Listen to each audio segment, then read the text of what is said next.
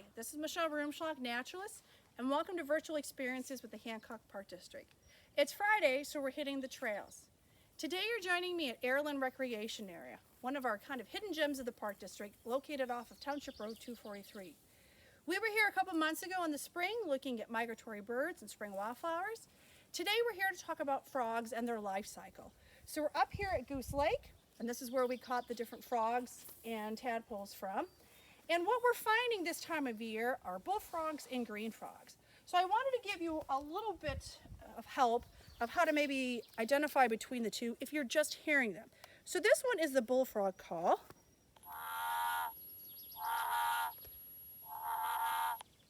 So it's that lower call that I'm sure a lot of you are familiar with. And then this one's the green frog. So again, maybe you've heard this before and not realized it was a frog or who it was. So they have a kind of plucking a banjo or rubber band kind of noise. And joining me today is Alex Fields, our natural resources intern. So we're going to start with the eggs. And we did find an egg mass here in the lake. I'm not quite sure whose these are, but they're in a mass form, really kind of with kind of jelly and gelatinous. And they were attached to some sticks just on the edge of the water. For green frogs, they're going to lay between 1,000 and 7,000 eggs. And with bullfrogs, that goes up to even 20,000 eggs. So you might be thinking that's a big number, but remember, insects, tadpoles, fish, many things are eating the eggs. So it's only a few that can go through this life cycle and actually end up in that adult stage. So now I'm going to turn it over to Alex, who's going to talk to us about the next stages in their life cycle. Hello, everybody. So after the eggs, the next stage is the tadpole. And so right here, we have an example of one. You can see, let's see if I can get the net. You can tell that he doesn't have any legs yet, and he's just kind of like a fish.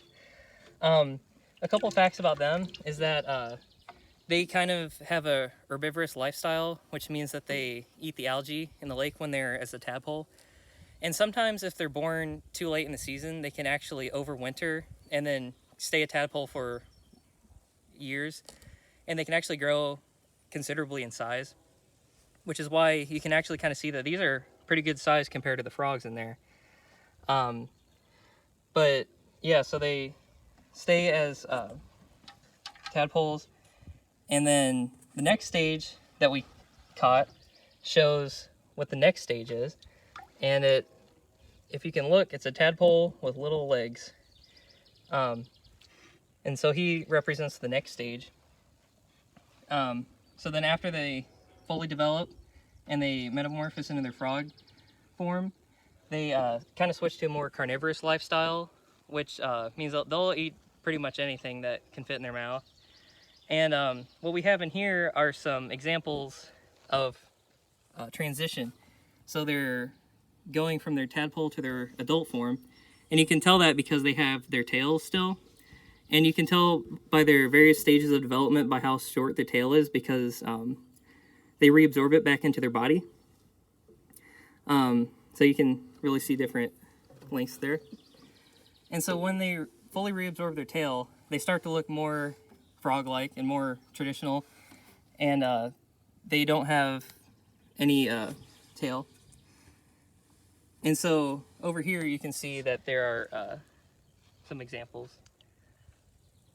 And we have less water in here because what they'll do is when they're in that tadpole stage, they have gills. So they're able to breathe underwater. And as they're getting their arms and legs and absorbing that tail, they're changing from that into having lungs and breathing air like you and I do. So that's why we just have a little bit of water in here. And it's a good note, if you purchase tadpoles or have them and raise them and kind of watch them grow, you'll want to keep note of what stage they're at because they can drown if they're in something that has deeper water that they can't either get their heads out of or a rock to climb on. So just kind of remember that if you are raising them. And as a grand finale, we do have a fully adult individual right here. Hopefully he doesn't jump at the camera. So you can tell that he's a green frog because he has ridges that run behind his eyes. They go to his legs.